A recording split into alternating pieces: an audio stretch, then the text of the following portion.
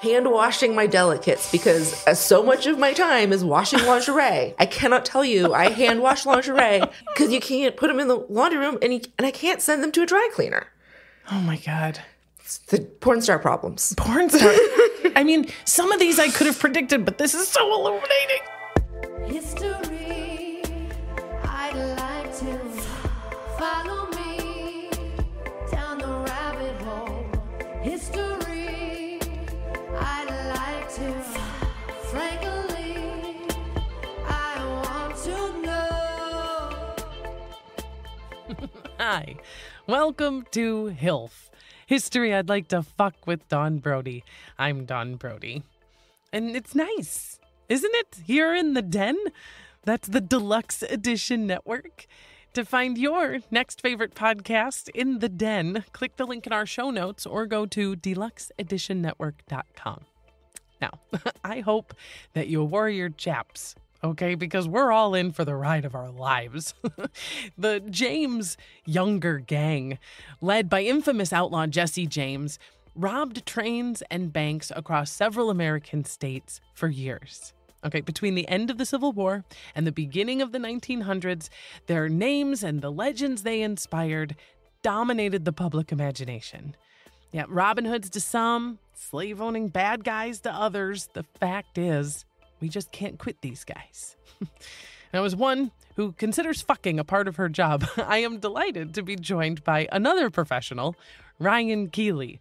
She is a porn star, a Dungeons and Dragons nerd, and is even more qualified than I am to get down with men in spurs. Oh, let's get started.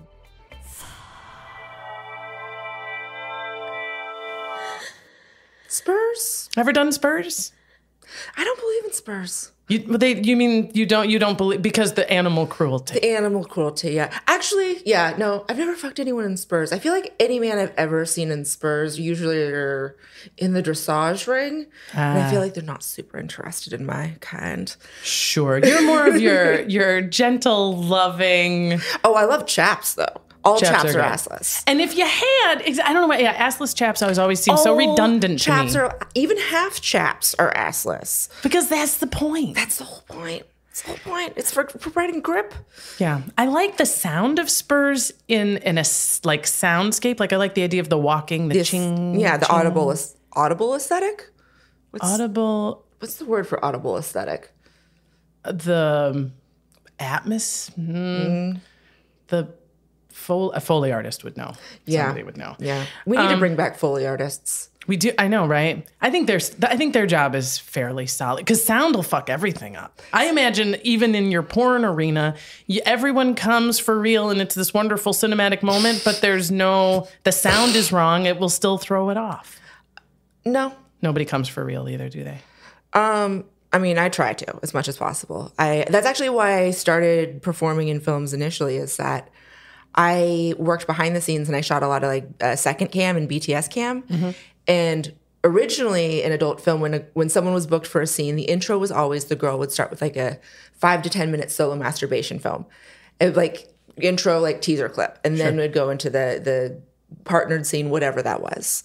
And these girls were faking these orgasms. And this was during the Bush years when they were defunding sex education in schools.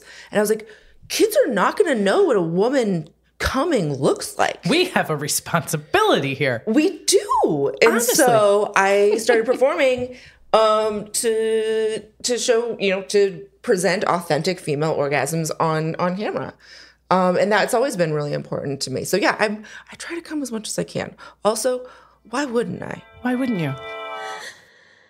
I imagine bloopers in porn have to be a source of comedy. Yes. Bloopers are a thing. Also, if I'm given a dumb script, which is most of the time, mm-hmm. and someone who has never been on an adult film set is writing in the middle of this position, you need to say X, Y, and Z, which is a ridiculous ask. I'm already contorting myself into a pretzel and inserting items at a rapid pace. Right. And dialogue? And balancing on the corner of a table. So asking me to be make sure you say that he's your stepson, not your actual son while during coitus, even though we set it up 3 times in the intro. And I'm like, okay. I'm like, okay, in that case, I'm going to make it really creepy. I'm going to say this line in a way no one will forget.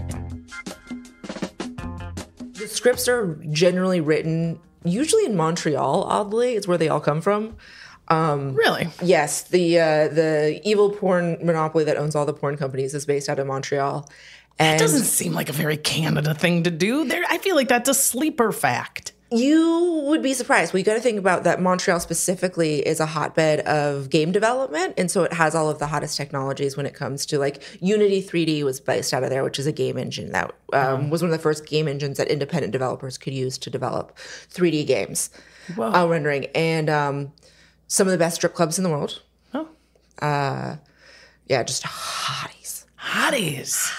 Like, All right. yeah. And I parle a little Francais. I should get my titties up to Montreal. Yeah. Right? I don't remember my French. That's all right. Je n'ai un tete. Wouldn't that be... Now imagine if they made you speak French in the middle of your coffee table coitus. That would be even worse. It's happened. Oh my God. I'm so delighted that you are here, Ryan. We are going to have... Cannot wait. a blast. Question for you, first of all. Have you heard an episode? Yes. Oh, good. Okay, so you kind of know the flow. Yes. Okay, so what I'm going to do... Oh! Is this the book you listen to? Baby. Shot All to Hell. Yes. Fucking A, Ryan! We got the same book. I'm so stoked. I got mine from the library, though. Oh my God. You know, it really warms my heart when my guests read a book. You know what I mean? Because we can do this any which way. And much like a good porn scenario, I'm you can Flexible. come in virgins, whores, all are welcome. Flexible, ready to improvise. Exactly right. Go with the flow. Just keep your knees loose and your mouth open. I have had some of my favorite episodes have been when the guest is like down on the subject, knows a lot about it. Some of them, they're like, I'm sorry, what's it called? I've never heard of this. So, you can be on any side of that tickles your pickle. I'm such a nerd. I listen to at least 3 hours of podcasts or audiobooks a day, minimum. Yes. See, this is among the reasons we're gonna get along really well. You are a porn star. Yes. What differentiates one who has performed in porn from a porn star? I feel like porn star is something that is thrown around very, very loosely. A lot of times with particularly the Daily Mail and the Sun. I mean, I expect better journalism from them. Honestly. But anyone that's ever done anything for one amateur site is suddenly a porn star. Right. I mean, I imagine as a real porn star, you have to be like, please. I mean, we have some. It's fine. Get your press, get your traffic, do your thing, girl. I support you, queen. I think it's, a number of professional scenes that you performed in, working with mainstream companies, managing a brand, I think is a big part of it because, we're not just performers, we're also self-managed brands. Sure. Because, when someone wants to see a Nikki Benz scene, they want to look up Nikki Benz. When they want to see Ryan Keely or where they want to see anybody, like they want to see that specific person, and that's a brand that person has curated online through social media and engagement with fans. It's so much like comedy, honestly, and like any freelance artist who's trying to get people to think that they're standout in their industry.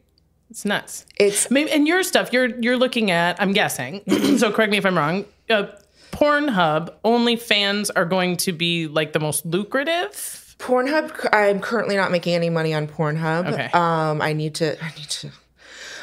am on 13 different platforms, 7 of them monetized right now. So just the admin on that. I mean it. I look at spreadsheets all day, every day. I'm not a freak in the sheets. I am a spreadsheet queen. It is bullshit. I shoot 3 days a week just for myself, not for a professional company, not for anyone else. Out of those 3 days a week, 2.5 of them is social media content. Right. I got into this business to be a lazy whore. And you are now just working your ass off. Spreadsheets. Spreadsheets. Percentages, taxes. Oh my gosh. I've got management. communication. You got a liaison with all idiots like me. This is a lot of work. And I'm telling you, I'm looking at her across my kitchen table, friends. You look great. Thank you. You showed up for a podcast looking like a hot twat too. You can't turn it off. Well, I can't. You can't because I you can't. Yeah. See, that's got to be a rock. I was thinking about the things that, as a stand-up comedian and a porn star, how many things really align with us? It's not weird. just, it's comedy, porn, and wrestling is actually the Venn diagram of Interesting. Slightly famous people that do Vulnerable things. physical, out in the world things. Yeah. That scares everybody else. Yeah. Yeah.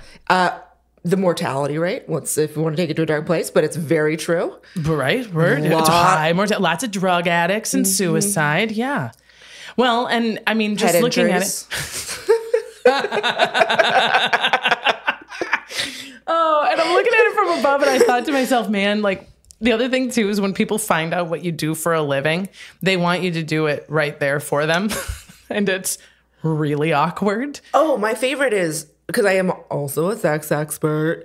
Yeah, you write an advice column. Not anymore, but I had to give it up because basically I realized I just was re-answering the same question, which was, how do I talk my girlfriend into anal or a threesome? Oh. And after you answer that, 5 dozen times, you're good. You're like, I reference you to my previous article. Yeah, you Here's look a at my link. body of work.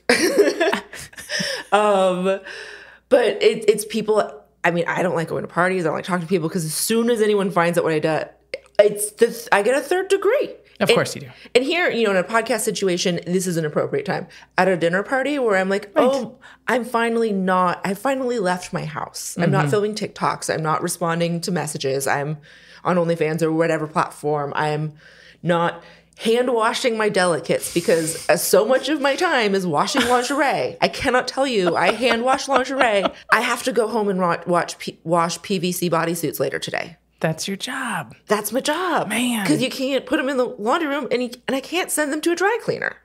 Oh my God. It's the porn star problems. Porn star, hashtag porn star problems. I mean, some of these I could have predicted, but this is so illuminating. Yeah. And this also brings us to your podcast because I mentioned that you're a nerd and you have this fabulous podcast that you do with some of your friends called I Seduce the Dragon. And your blurb description is a rocket scientist, a cowgirl, a porn star, and a mom walk into a dungeon, and those are just the players. And I listened to I Seduce the Dragon because it's so cool. Yes. But one of the things that had me kind of on my heels about it was that I can't wait to hear how you guys know each other. But yeah, there's an astrophysicist. One of you works for the Jet Propulsion Laboratory. Yeah. You're in porn, but you talk as friends. Yeah. And it doesn't feel, of course, because you are friends. They're not asking you how many times a day you got to wash your undies. And you're not going to be like, so is it hard to be a girl at NASA? You're just buddies hanging out. and it's cool. It's a really good podcast. Christina's not my only friend at NASA.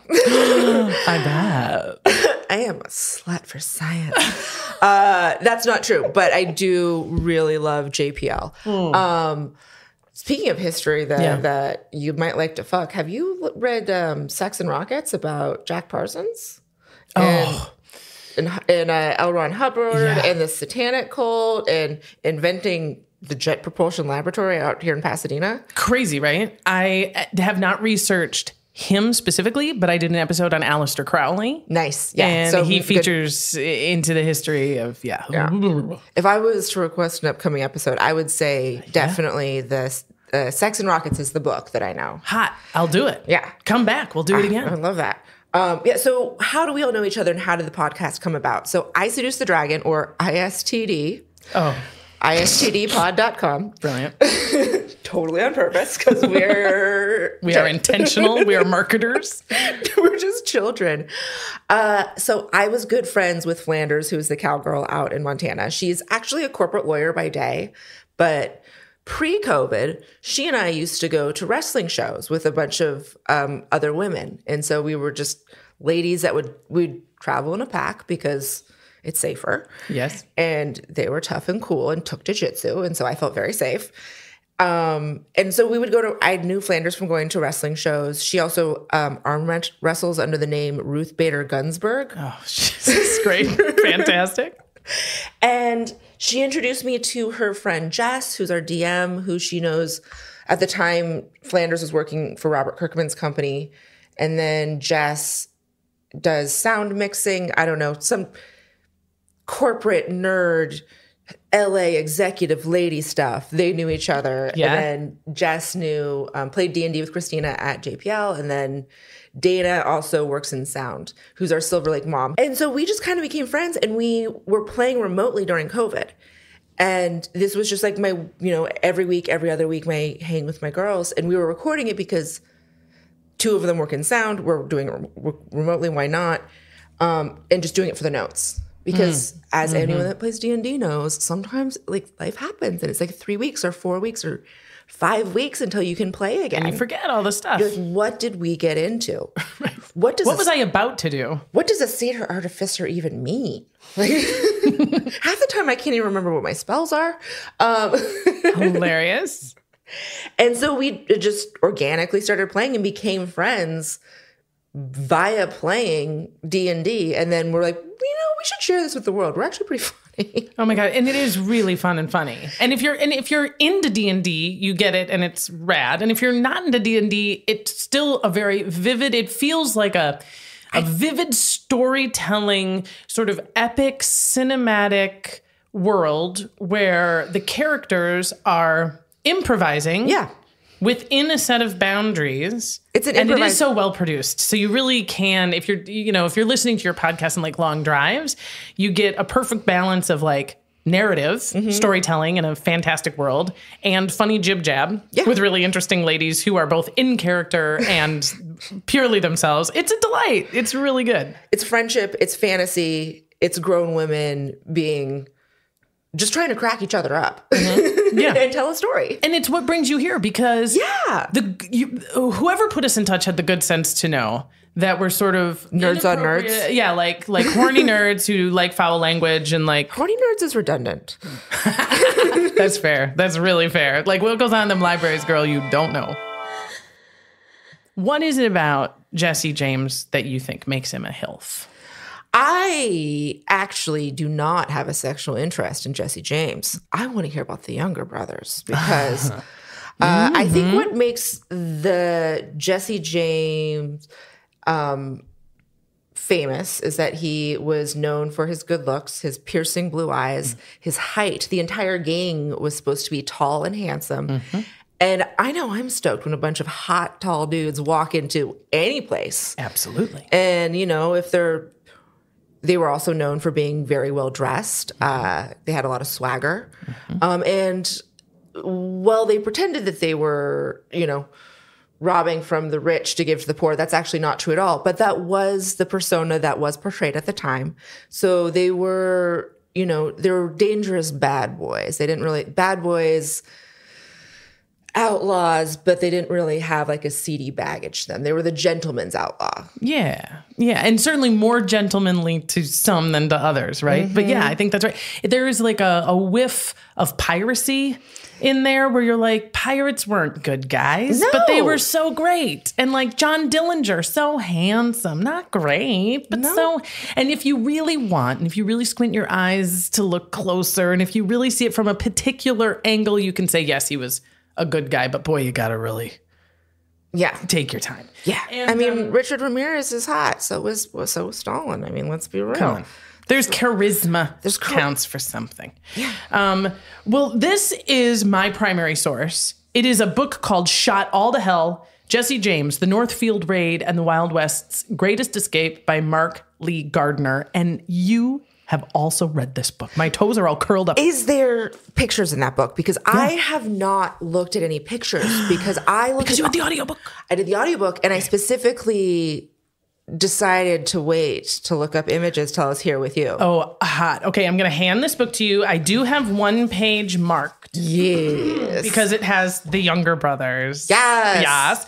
And then but feel free to flip through. The other fun thing you'll see when you notice my books is I write all over everything. I underline and write notes in the margin. So I make a mess of my things. Same. So the shortest member of the gang was 5'8", if I remember, at some point. I don't remember which one that was. I think so. I think that might have been Clell Miller. But yeah, Yes, they were all correct. They were all pretty tall. Yeah, Bob Younger, babe. Total. Cole Younger, big beefcake. How tall is Bob Younger? I'm 5'9". This is why I'm asking. I'm 5'9", and I love to wear heels. And as someone who stepmoms all the time, I'm really tired of slinging around twinks and picking them up and whatever. Stepmom wants a daddy. Yeah. Stepmom wants a daddy. I think of the gang, I feel like Cole Younger would probably be your guy. Everyone describes him as like Bob Younger, though, is just a gorgeous angel face with a sexy, slutty mustache. This man could star in 70s gay porn. 100%. Yeah. And Charlie Pitts, to be fair, he's dead in that picture. So he's good looking for a dead guy. I mean, stiff, hard as a rock. These photos were taken for the similar reason your photo is, because it sells, girl. Because people wanted mementos and they knew that they could market these photos. Cole Younger has a goatee. I am a hard pass on goatees. Damn. And also, he looks like he's a little battered right here. He got shot there. He's pretty hurt. Okay, so he's going to make it, but he's hurt. So I can look for cheekbones in a different photo. Okay. Yeah. Keep looking. That's not his best. Sorry, Cole. My plan for you and I moving forward. First, I'm going to tell you a story. We're going to set the mood, get everybody back with us into 1876. Their chaps firmly affixed. We're going to meet the gang. And their dusters. They were known for wearing those duster coats. I know, right? Because it could cover their guns. And also, like, what a look. What a look. Who doesn't love a trench coat? I mean, come on. We're 150 years later, and we're still like, that's a nice look. We're going to meet all the gang members. For those of you who haven't read this book, like Ryan and I, I'm going to introduce you to all these guys so that you can know who we're talking about. We're going to follow them through their peak to their final stand, that bank robbery in Northfield, Minnesota. And then we're going to hear their ends. Who died, who lived, who went to jail, and who ended up being a plaything for medical students. What? Yeah. I didn't know that. My friend Ryan, are you ready to fuck? Always. All right.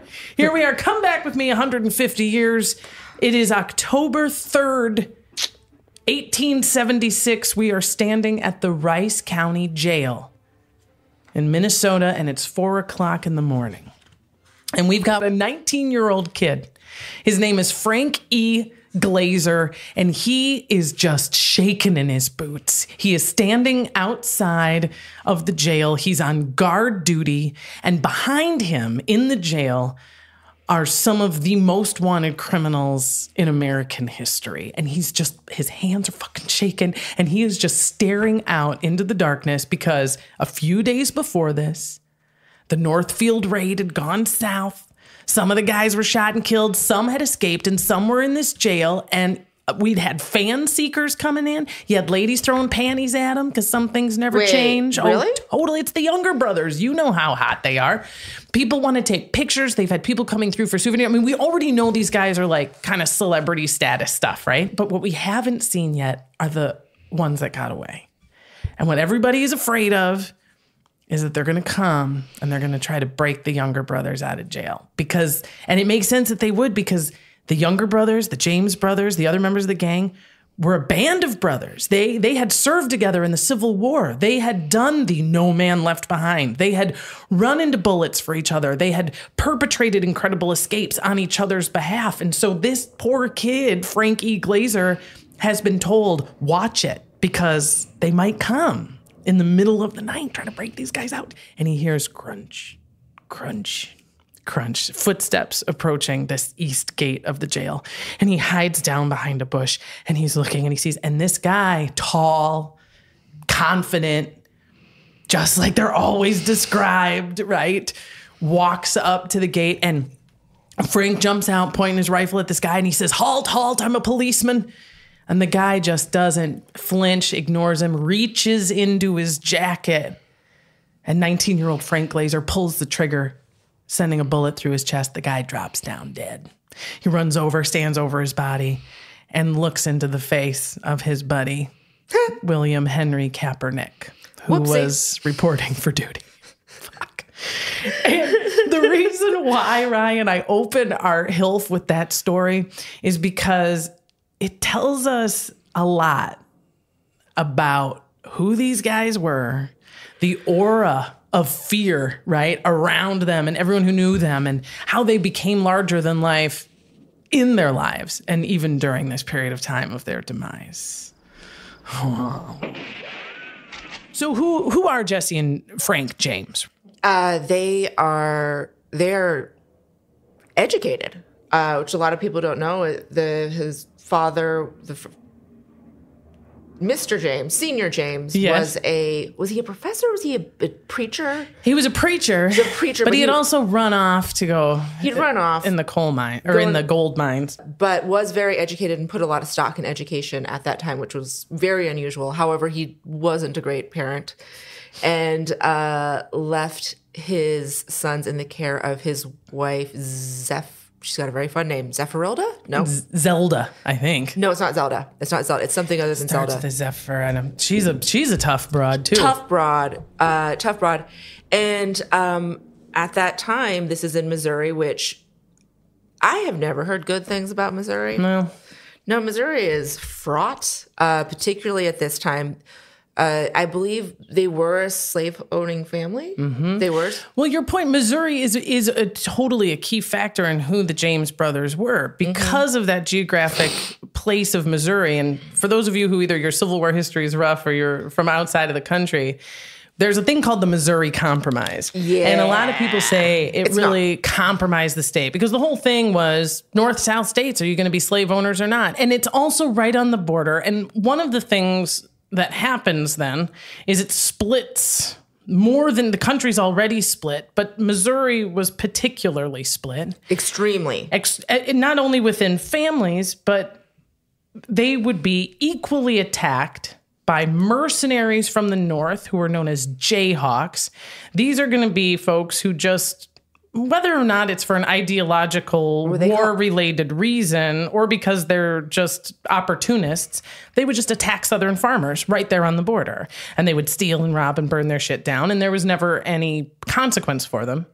And the reflection of those sort of mercenary individuals on the South were called bushwhackers. And they were the ones that were sort of outside of even the loose military guidelines that would have like limited their behavior. Were they called Jayhawks because they were blue? I suspect it had something to do with that, yeah. And they were also, I think there's the Jayhawk in nature and the way hawk, that, just popping in and bouncing over the borders. From above for a quick aggressive kill. Yeah. And the Jayhawks had caused considerable damage to both the James family and the Younger family. They were also pro-Confederate, pro-slavery families that had an ideological attraction to the South, right, during the Civil War. And Frank James, who's the older brother, became a bushwhacker. And then his younger brother wanted to join him in this fight, but was too young. And he was too young until the Union came, because they were, of course, rounding up bushwhackers. This is technically illegal, what these guys are doing. Guerrilla warfare is essentially what was happening. Totally. The bushwhackers and the Jayhawks are both, guerrilla fighters on either side of the Civil War. And it's more ideological. This is a very undercovered time in history that I wish I knew a lot more about. There's not really a lot of organization to this fighting that's going on. It's literally guerrilla group on guerrilla group. Yeah. And just the local populace is paying the price. Yes. And Frank and Jesse James fought together as bushwhackers, but their general, the guy who led their bushwhacking unit, is a guy... Bloody Bill Anderson. Bloody Bill Anderson. I feel like that's a porn name. Don't you feel like there would be a Bloody Bill Anderson on set Visa somewhere? will not let you show menstrual blood in pornography. They'll take away your merchant license. Really? Yeah. Fun fact. So Bloody Bill Anderson does not have a career in porn. He's not allowed. Which He's is not good allowed. because That's he seems to be a fighting man. He is. And he's kind of a bastard. And he was radicalized, like Jesse and Frank James were, because of the violence and the repercussions that were perpetrated on their families. Mm-hmm. Their houses would be attacked and burned. Their relatives would be beaten. Jesse himself becomes a bushwhacker because he's whipped and demand as they are demanding, where's your brother Frank? And he's finally like, you know what? Fuck these guys. And Bloody Bill Anderson, similarly, 2 of his sisters had been arrested and put into this hot ass jail that then burned down, and one of his sisters died. So Bloody Bill Anderson leads these bushwhackers. Wait, what? Hot ass jail as in like sexy jail? No, unfortunately, no. That would have been great. Bloody Bill Anderson had 2 sisters that were put in jail that then were burned alive. That is wild. I did not know that. So Bloody Bill Anderson, like a lot of bushwhackers, his family is imprisoned as a way to simultaneously get them to tell the authorities what they know and to get the bushwhackers to come and rescue their family. So it's like a 2-way trap. Doesn't this have something to do with how they were trying to set up a new like Senate and a new government that anyone that had been a slave owner or had fought for the Confederacy had to like swear fealty to like the Northern way of life? It was worse than that. Once the war was over, you couldn't hold public office if you had ever fought for the South or given aid and comfort to the South. And they said, once the war was lost, we became outlaws, right? And specifically under this Bloody Bill Anderson, who had like the worst reputation of them all. I mean, he gunned down and executed over 25 Union federal soldiers who were on furlough. They like happened to get off a train on a town he was in, and he had him kneel in front of a ditch and shot him in the back. Like Bloody Bill Anderson. Fuck that dude. Totally bad dude. He scalped people. And the Frank brothers definitely learned a lot from him, because their entire basis of where they chose to steal from was anything that was union owned initially. Ryan, you're so on. And that really is what brought them to trains and banks, right? Because Frank and Jesse James recognize that in this post-war world, they can't get a leg up. No.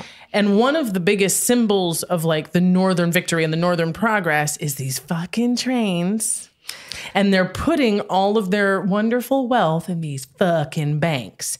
So when they would target a train, it wasn't just what train's going to have the most money because we need to make the most money.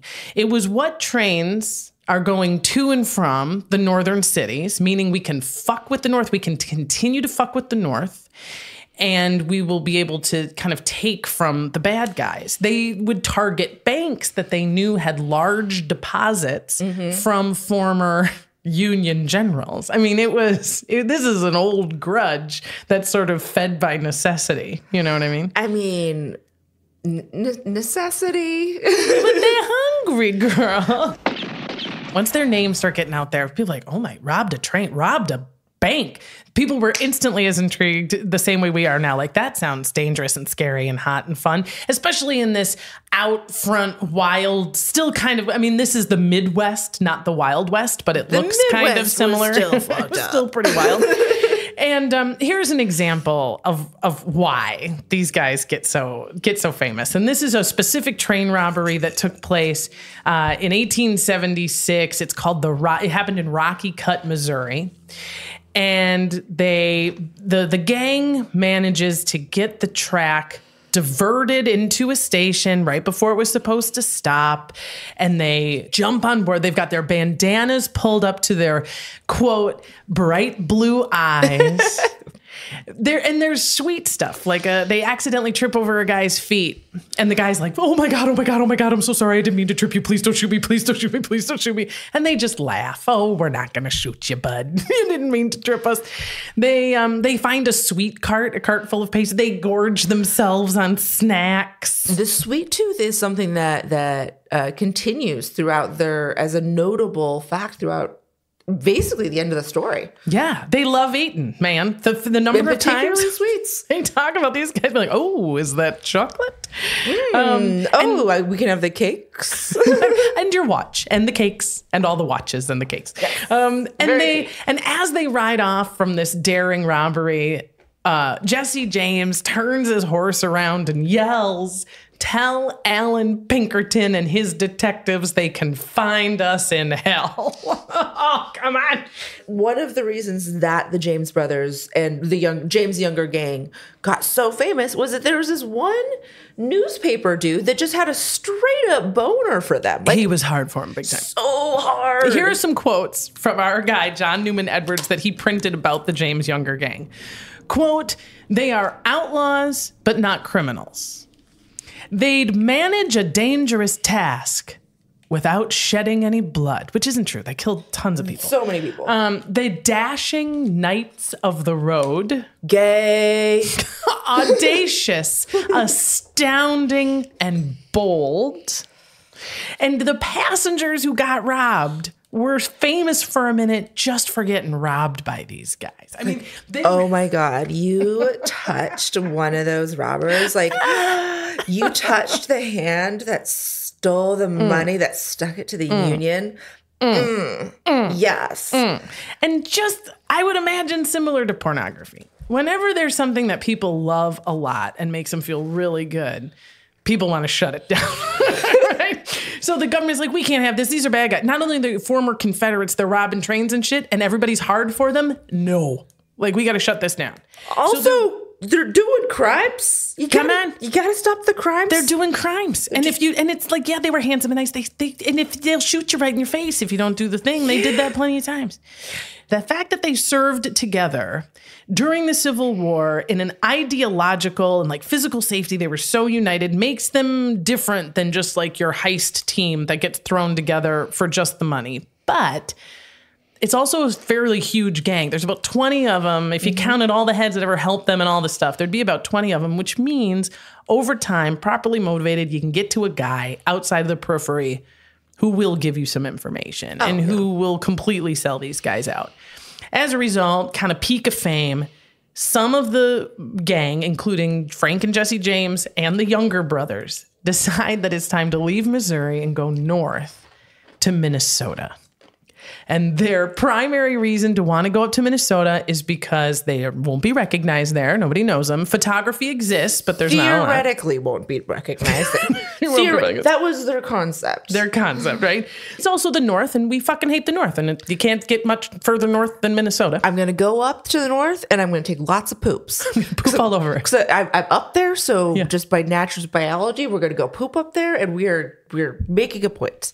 Exactly. Yep. No And one's going to know. There's a guy up there named Hardwick who was friends with that Alan Pinkerton and the detective agency. And the James brothers don't just hate these detectives because they're chasing them. These detectives do some very Jayhawk, mercenary, guerrilla type shit, including firing a bomb. They basically planted a bomb outside their childhood home. Not outside. Well, they put it outside and lit it on fire because they wanted to burn the house down. But it didn't go off right away, so and the family didn't know what it was, so they scooped it up, this bomb, and put it in the fireplace to see what it was going to do. And then it blew up and shot shrapnel everywhere. One of the pieces of shrapnel killed their young brother. Half-brother, yes. Samuel. And then Mom had to have her arm amputated under the elbow. The way the Pinkertons handled just their assault on the James Younger game is so full of missteps and foibles and miscommunication. It's farcical. It's farcical if it's one of those like, yeah, this would be funny if it wasn't such a bloodbath. Yeah. If so many innocent people didn't just go to jail and die because these like drunk egomaniacs can't keep it together. Yeah. It was terrible. Bad cops. What do you know? And so the James Younger gang says, yeah. It's time to head up to Minnesota for all these variety of reasons. And as they're looking at the map, they realize that there's a general up there named Adelbert Ames, and he was a real pain in the ass in the Civil War. He was a powerful Union general. He's got a ton of money and a bank up there. Adelbert. Hold on. I need to add this. I'm getting a little echo. Is this going to be another porn name? No, Adelbert Ames? I have a list of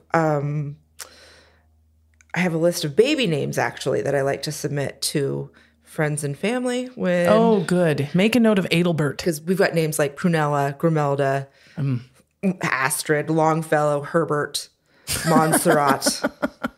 What an honor. Melvin. What an honor. Young Melvin. Aloysius. Okay, so how do I spell this one? Adelbert. Adelbert. That's fantastic. I know. Why doesn't anybody other kids Adelbert anymore? Well, you're about to start a trend. This podcast is part of the Deluxe Edition Network. To find other great shows on the network, head over to deluxeeditionnetwork.com. That's deluxeeditionnetwork.com.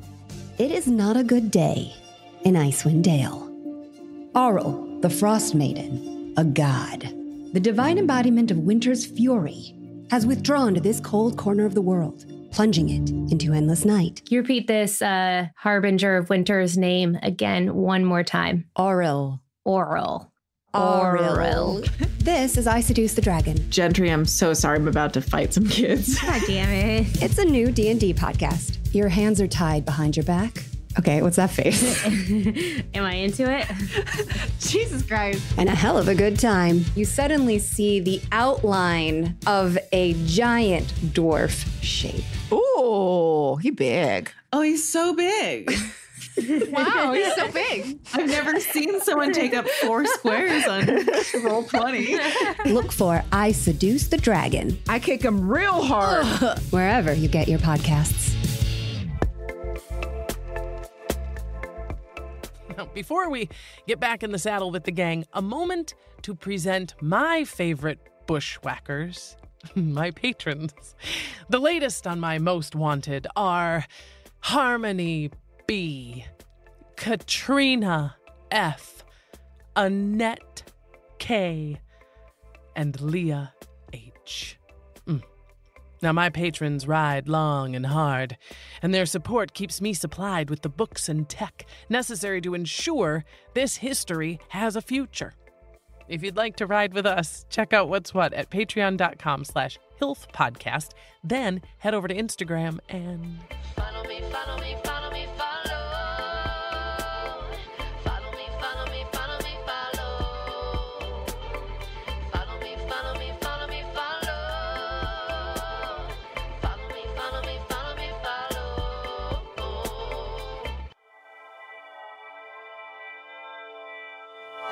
But yeah, we went and we saw my pool. I smoked some dope. We talked about doing stand-up comedy. I think you should be a stand-up comedian. I mean, People are already so mean to me on the internet. I don't know if I need to encourage more scrutiny. people, it's true. But they also you'll have that like live audience, that immediate feedback, and they're going to like, And we're back with our gang too, because at the moment the gang is fine. As we rejoin them, they're actually at their peak. They are famous. They have made some super successful robberies over the course of about 8-9 years of doing this stuff. They have their wanted posters, hot. Total babes. They have somehow seduced the media, or one particular editor in particular, into just writing glowing descriptions in a way that makes people want to harbor the bandits and not want to turn them over to law. Totally. And this year, 1876, is also notable because it's like we've had a lot of shit luck. The banks have already failed a few times, so people don't have the greatest love or trust in the banks. And there's been a locust sweeping through. The crops haven't been great that year, but... is this the same? Did you read the Little House on the Prairie series? Years and years ago. I feel like this might be the same locust swarm from on the banks of Plum Creek. Oh, interesting. It could be, man. Because I think the time is right about right. And we're actually this year of our Lord, we're actually, is it cicadas or locusts? One of those we're going to have a massive eruption of cicadas this year because there's two batches of cicadas, and they only come out of hibernation on 4 or 7 year intervals or whatever. And this is the first time in years and years and years that they're going to line up. Oh, yeah. So that won't seem apocalyptic at all. Not at all. I'm sure that combined with the other flickering images on our screens should put us all right. The volcano that went off 5 times today. The floods in Dubai.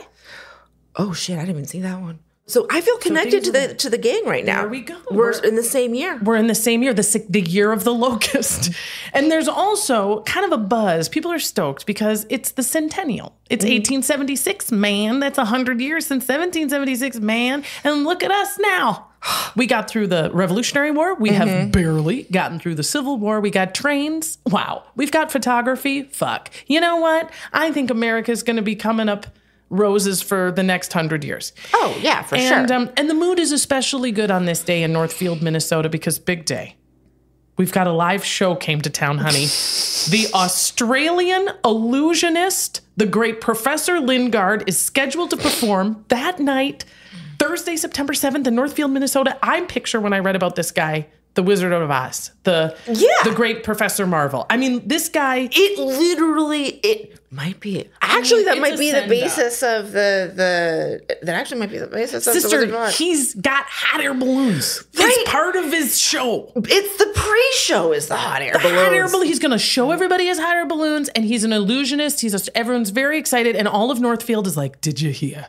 And then also, in addition to, oh my God, Professor Lingard, can't wait. There's these guys in town who are, as we've noted, tall, hot, confident. What did you call it? The dusters. They've got those long. It's very like Malcolm Reynolds from Firefly. Word. Yes. Yeah. Yes. Yeah. And the people are also noticing and have whispered to one another. They have saddles on their horses. And that's just kind of a thing because you ride your horses around Northfield, Minnesota, but you hop on your horse and go to town. These guys have like amazing strong horses with like we ride far, hard, and long saddles. You heard me. We've got endurance, baby. We can ride all night. All day. All day, all night, all and day, they have all day. a little, Missouri has a little twang. So when we talk to them, there is still a little bit of that Missouri in there that does not sound like Northfield. And they have, nobody's particularly nervous about them. They're just notable. And they've got an excuse for who they are. We're here looking at land. We're horse traders. Everyone's put cattle brokers, whatever. And we've got the bank. Now, I put the book there and I put a bookmark in there for you so that it's to the Northfield page because you listen to the audiobook. This is pictures of the bank, the vault, and everybody involved so you can see them as I talk. So have we talked about the daylight robbery aspect of the gang? You're so fucking flawless, Ryan. This is exactly the time to talk about why this would be a daytime raid, which was the James Younger's preferred way. And it's because of the safes. So this is the First National Bank in Northfield. And this, remember, friends, that no bank was insured until 1934. Meaning, if the bank is robbed, your money's gone. Soupy sorry. It's gone. There's no, it is as if you have been robbed, okay? And there are a lot of different ways to keep our cash safe. We have safes, of course. The oldest kind just have a key, which means if you want to rob that safe, you just need to get the key. So you either take the key, kill the guy, force the guy with the key. That's a fairly straightforward robbery. It was, they would after hours kidnap the owner of the bank and bring them to the bank to unlock safes. That was a frequent technique at the time. And the combination would be another one. So if you that was kind of nice. The combination was nice, frankly, because it meant you had to keep the guy alive. Yes. And that was like a motivation to not just take the key. But we now, because it's 1876, honey, it's the future, we've got a brand new kind of safe, which is the timed lock. And the idea is that after hours, this thing locks and no one, whether they got the key or the combination of the eye scan or anything, don't nobody get into this safe until we open again for business hours, which was one of the reasons why the James Younger gang only robbed banks during the day when they were open. Because regardless of the kind of safe that was in there, they knew that they could coerce or kill or rob someone sufficient to get into that safe. The bank, the vault had to be open so the bank could do business. Exactly. And in this particular bank, they have a vault in which the safe is located. So if you picture, it's basically a room within a room. So it's a vault with a huge, gorgeous door. Totally. Once you get into the vault, then you find the safe, which has its own locking system. And in the bank this day, we have 3 employees of the bank. We have Joseph Lee Haywood. He's the bookkeeper. Kind of a babe. Total babe. Frank Wilcox. He's the assistant bookkeeper. And Alonzo E. Bunker, he's the teller, who's not there, notably, because guess what? He's at the centennial celebration in some other city. He's out of town on He's a like thing. a wholesome Tom Hanks kind of handsome. Very. That's Alonzo Bunker. I would cast young Tom Hanks. Very well casted. But the cashier, who's usually the one who opens and closes the safe, the cashier is the one that you would kidnap the guy. He's the guy with the key. He's the guy with the combination. He's the guy you need. His name is George M. Phillips. He's fucking out of town at a party, which means Joseph Lee Haywood, the bookkeeper, is the cashier that day. Not usually his job, but that's the job he's got. The outlaws that we are gonna face at the bank, because I told you the gang had like 20 members, but the ones who are in Northfield are only 8. We've got Jesse and Frank James. We've got 3 of the younger brothers, Cole, Jim, and Bob. And then we've got the 3, I call them the etc. That's Clell Miller, Charlie Pitts, and Bill Chadwell. They're all also former bushwhackers, also Missouri guys. They've all joined together. 10 a.m. that morning, before the robbery, 2 of them go into the bank and change a 20. And this was one of the things that they would do because it was a very innocuous way to just be in there, look around, see who's what, see where the safe is. What do they do with that 20? Thank you so much. Good day. Then the second thing they would do is ask a local where they could buy a gun.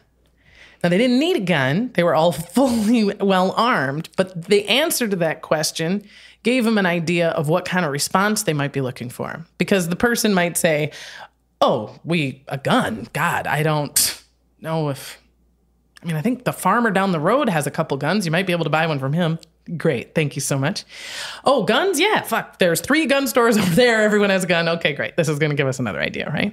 And they don't get an answer to that question that makes them particularly nervous about Northfield, right? There seems to be a couple of guns at the general store, but it doesn't seem like there's a arsenal by any stretch of the imagination. No. And we're not expecting the people packing. This is, Northfield is northern Minnesota. This is decidedly not West. This is not old West shoot 'em out country.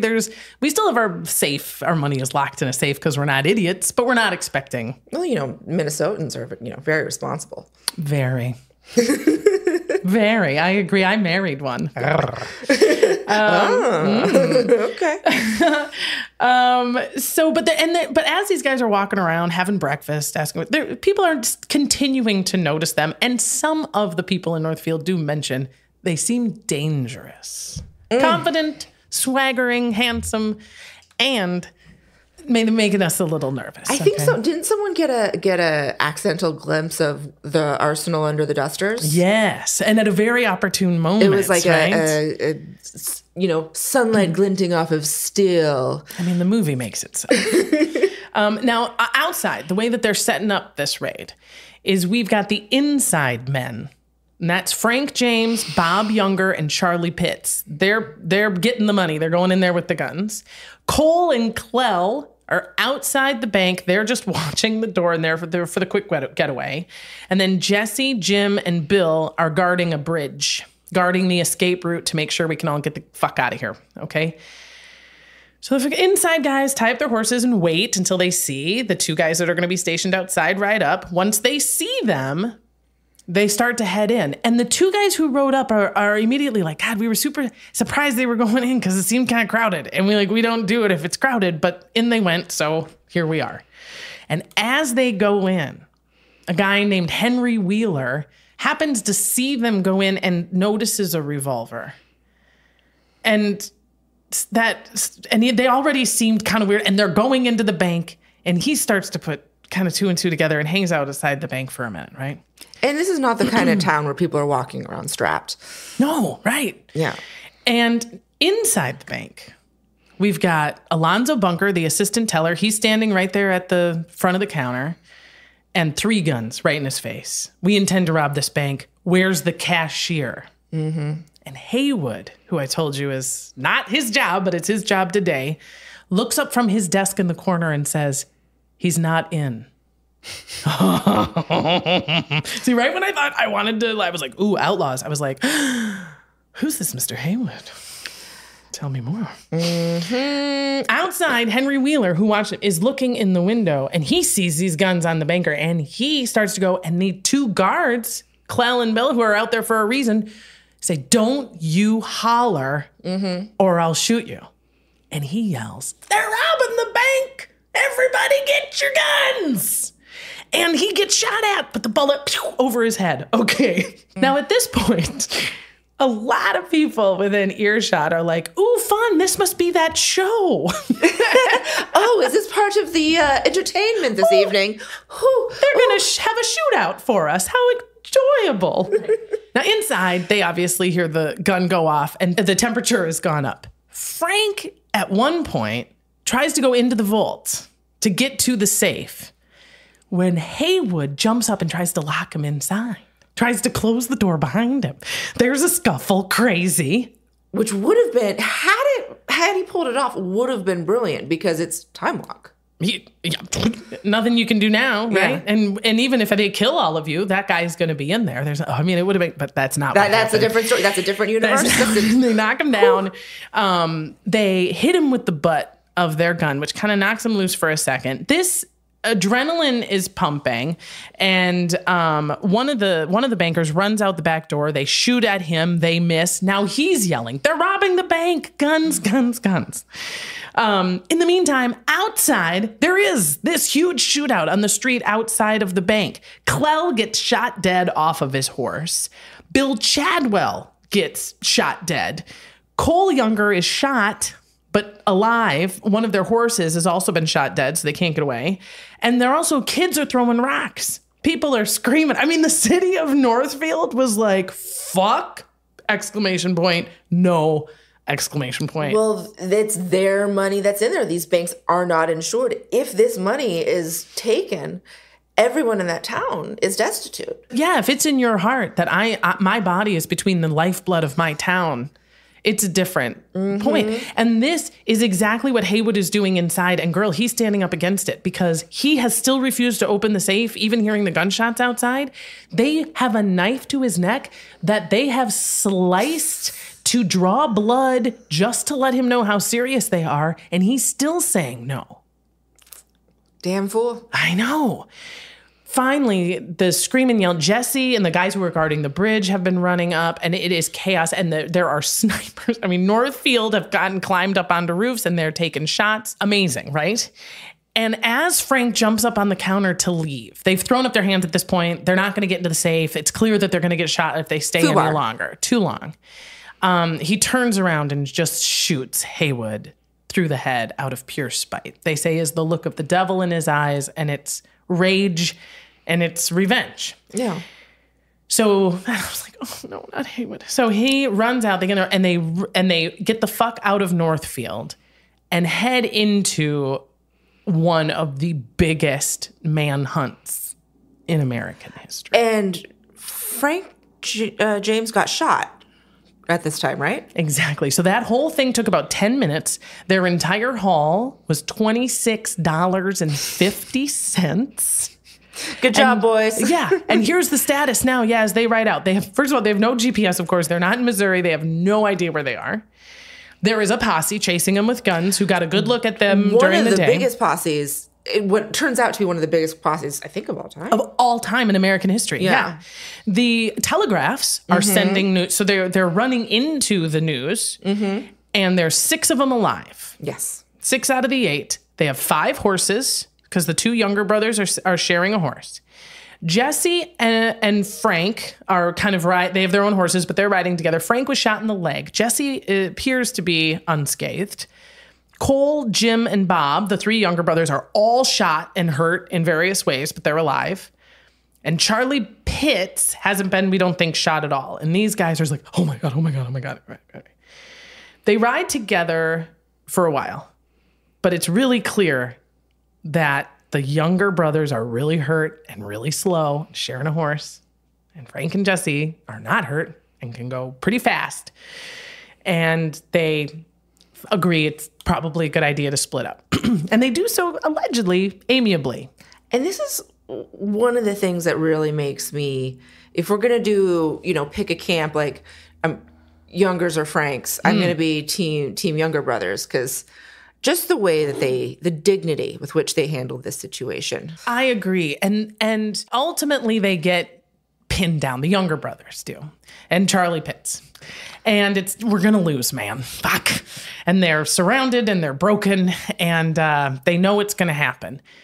And they call each other by their real names. No, you can't do that. You can't break kayfabe. Right? And they run out and Charlie Pitts shot dead, bam. But the 3 younger brothers put their hands up and surrender, right? And this amazing sheriff, oh my God, the sheriff of the county is one of my favorite characters in this whole thing because he's hunting these guys down. But he is like, I want to bring you to justice, man. I don't want you executed. Yeah. And the younger brothers are like, we're not putting our guns down because they're going to lynch us. Yeah. They're going to just kill us outright. And the sheriff says, I will stand between you and the mob. And I promise you that if they pull guns on you, I will give you your pistols back. What was this man's name? I know. My notes are always so flawless. Ugh. I'm not moving on until I find it. No, we need to know this man's name. It's the last. Like Bass Reeves. It's not Bass Reeves. Sheriff Glispin. Glispin. So Sheriff Glispin is like, I'm your guy. I mean, amazing, what a hero. Right? And what a stand-up guy for justice.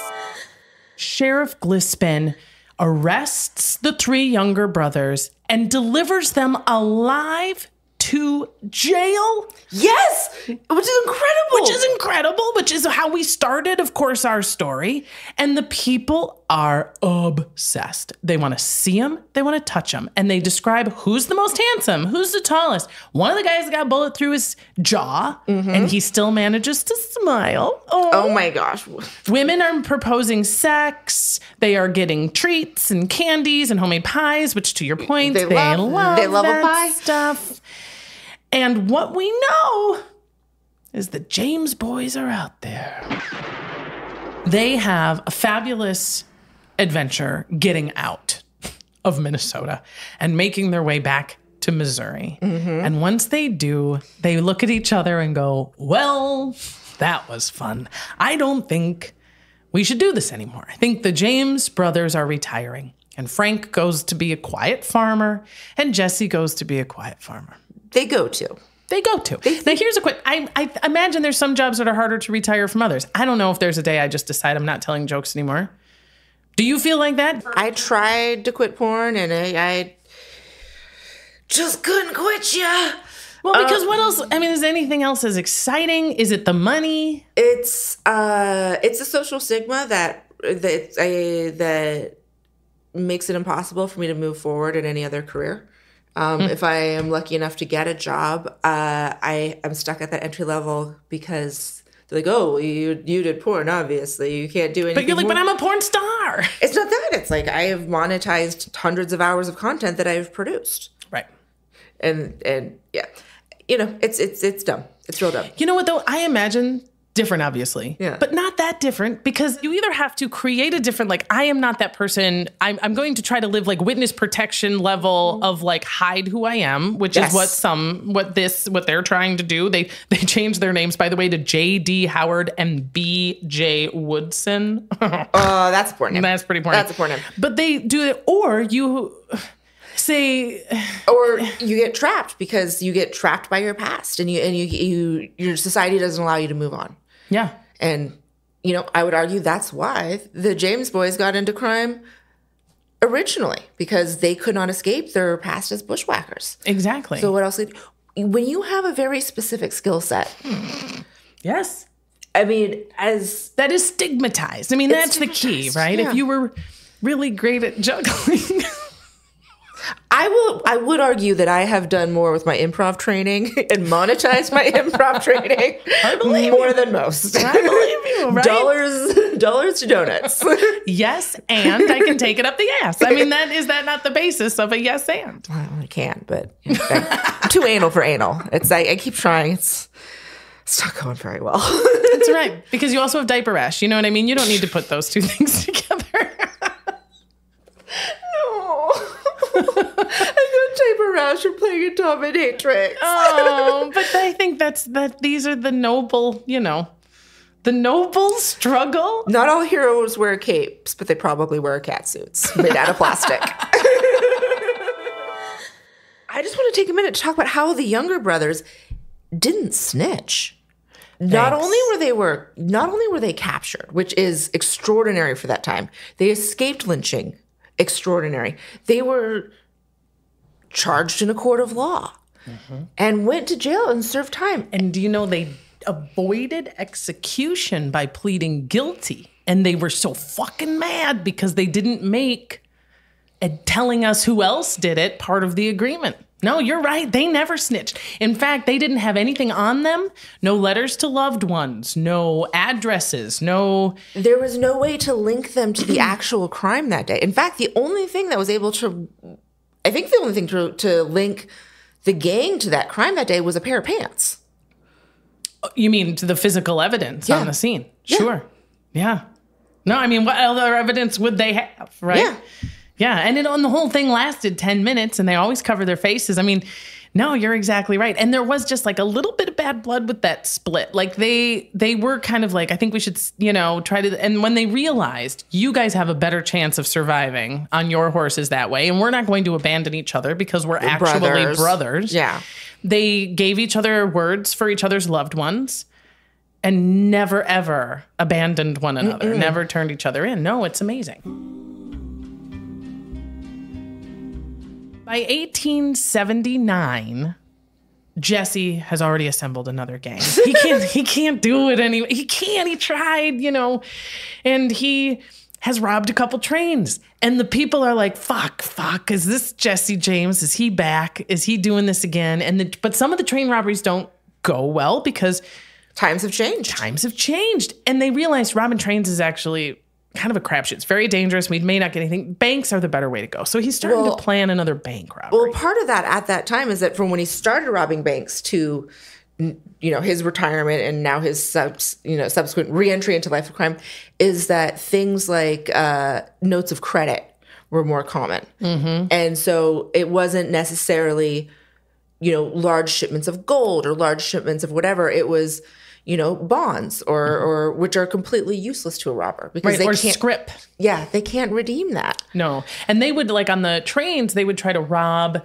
people of their jewelry and stuff. But this is that was not their original MO. No, and the value of things like that when they're stolen is only how much someone will give you for it. Yeah, so pennies on the dollar. Exactly. And that can trace you back because now this is evidence in a crime. It links you to a crime. They're like, yeah, banks really seem to be our deal.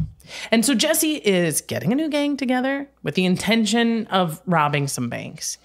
And he becomes friends with Robert Ford and Robert Ford's brother, who are in the gang. And they've already committed some crimes together and things are going well. But Robert Ford, very notably, is not a bushwhacker. You know what I mean?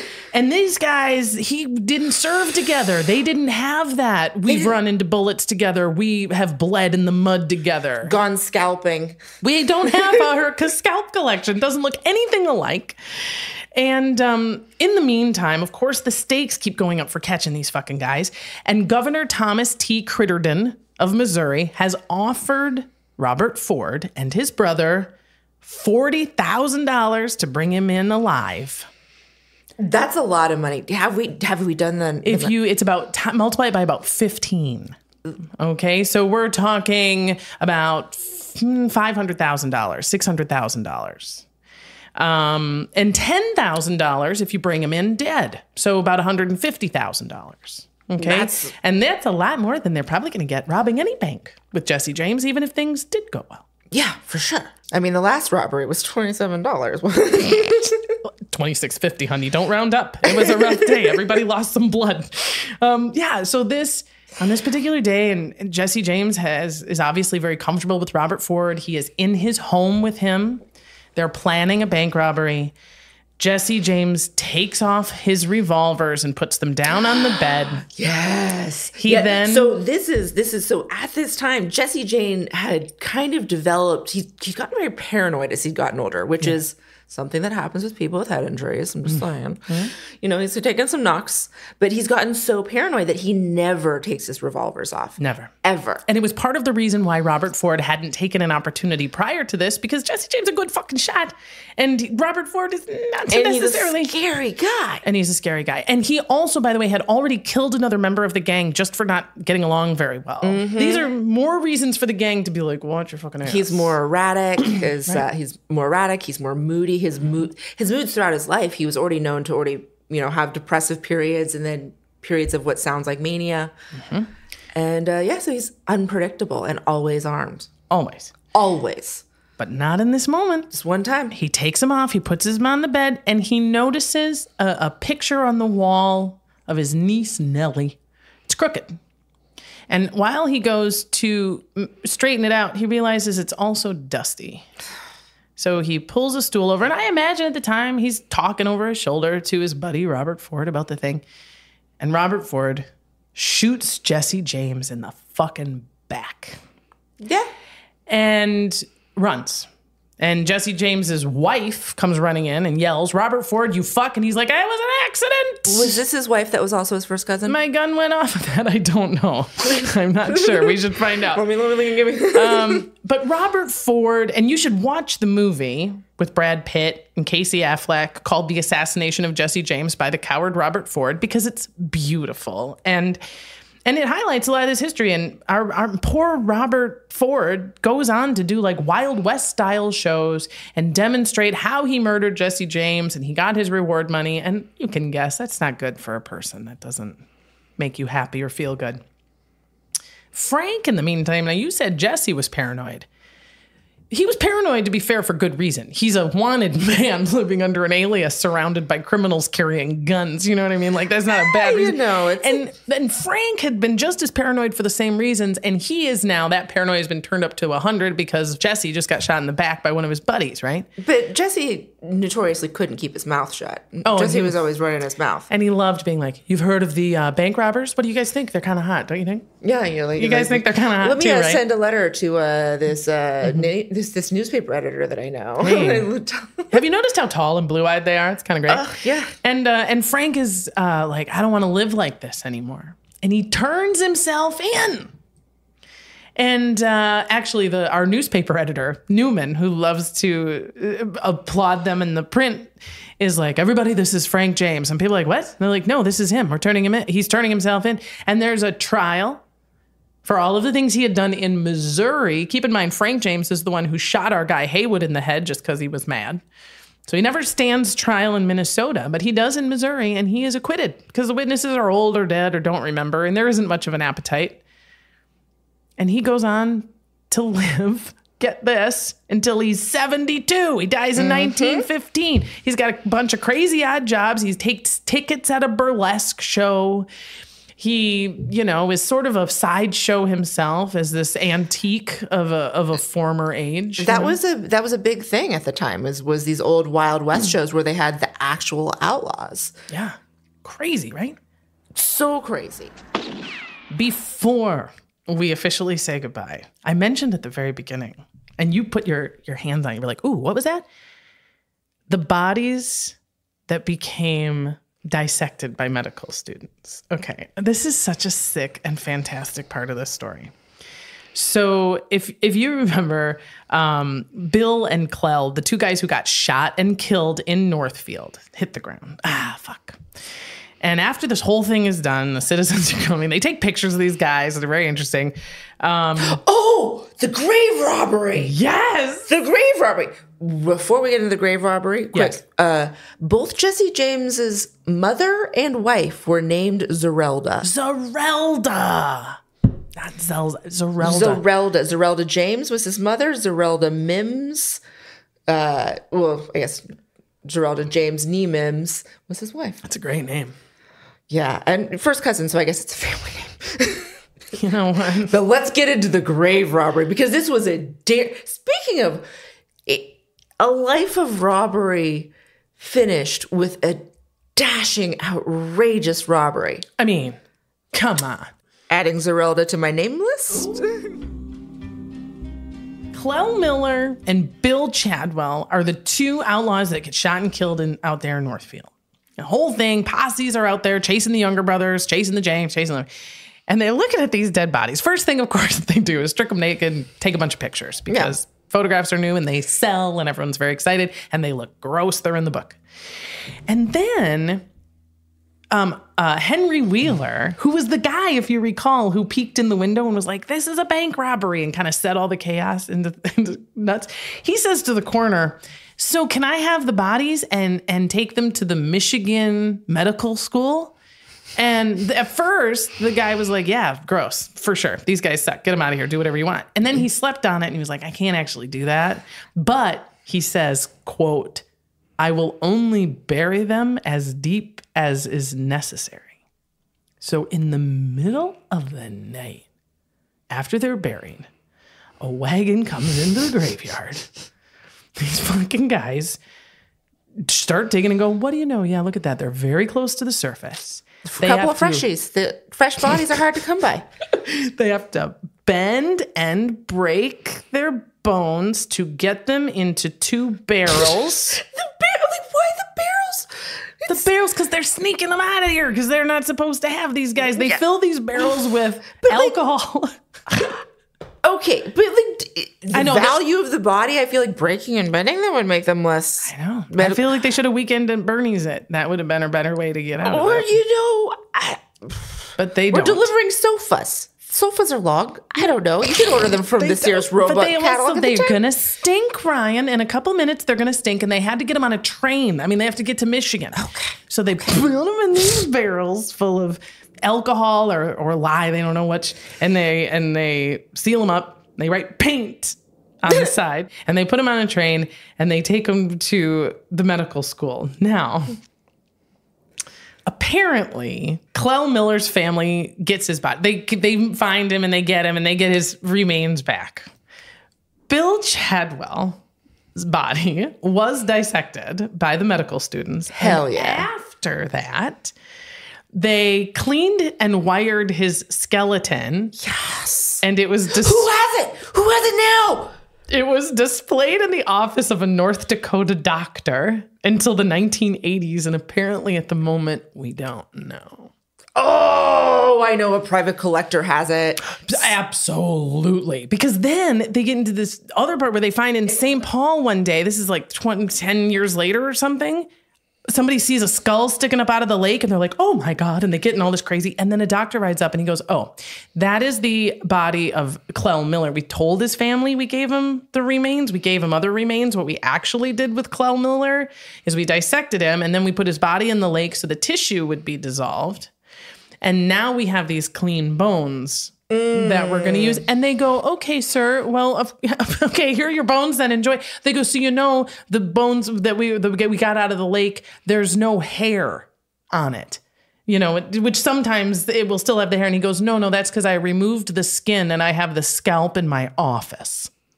What? The fuck? We begin and end with scalping? Thank you. And robbery. And, whoa. Wow. Whoa. This is a bookend. Those are bookends. Our younger brother's in jail. Cole Younger is released in 1903 at the age of 59. He goes to Kansas City. And while he was in jail in Stillwater, Minnesota, he started the first prison newspaper ever. Hot. A budding journalist. Hot. Jim Younger is also released at that same time and kills himself fairly quickly after that because he doesn't handle the outside very well. Bob Younger, the third younger brother, died in prison of tuberculosis. Consumption. And that means, and you now know the beginnings and the ends of all of our gang. I gotta tell you, Ryan, I know this is not customarily how you do it, but I feel thoroughly fucked. Oh, yeah, for sure. I'm going to start smoking again. I'm so honored. Can I put that on my website? I made a porn star smoke a cigarette with all of her clothes. I need, after this experience, the only thing I can ask for is a post-coital cigarette. Hand rolled like an outlaw. Oh, my God. Well, I want everybody to go and find I Seduce the Dragon. They have to listen to They my have to. It's so good. My podcast is so fun. This podcast has been incredibly fun. I never thought that I'd get to be on a history podcast. I love history podcasts. You want come back, please, because you wanted to assign me another subject, and I'm down. Oh yeah. You should, right? But you should get someone. You should get someone more qualified because we are so close to JPL. But you got to learn about the sex cult. Or I could get you. I could get your girls. Christina. You bring. Well, yeah, bring another girl, and we'll do this again. You know, that's not the first time I've heard that. It's one of the first times I've ever said it. Welcome to the club, honey.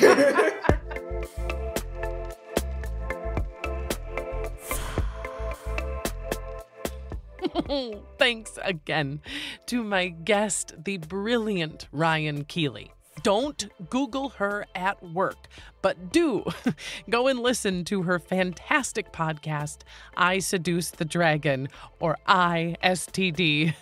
You can find it everywhere, including in our show notes. Now, coming up next, a conversation with historian Michael Trapani, who has spent several years studying a very specific part of World War II, how it started. And he just wrote a book called How to Start a War, and it is so good, okay? I had to excuse myself while listening to it in a coffee shop because I kept jumping up and gasping. It's just, don't miss it. Until then, our theme song was composed and performed by Kat Perkins. Oh, a reminder that you can find my sources, links to the books, documentaries, and articles I reference in the summary of this episode or by emailing us, hilfpodcast@gmail.com, or messaging us on social media at hilfpodcast. This has been HILF, History I'd Like to Fuck with Dawn Brody. I'm Dawn Brody, reminding you that history is a party and everybody's coming.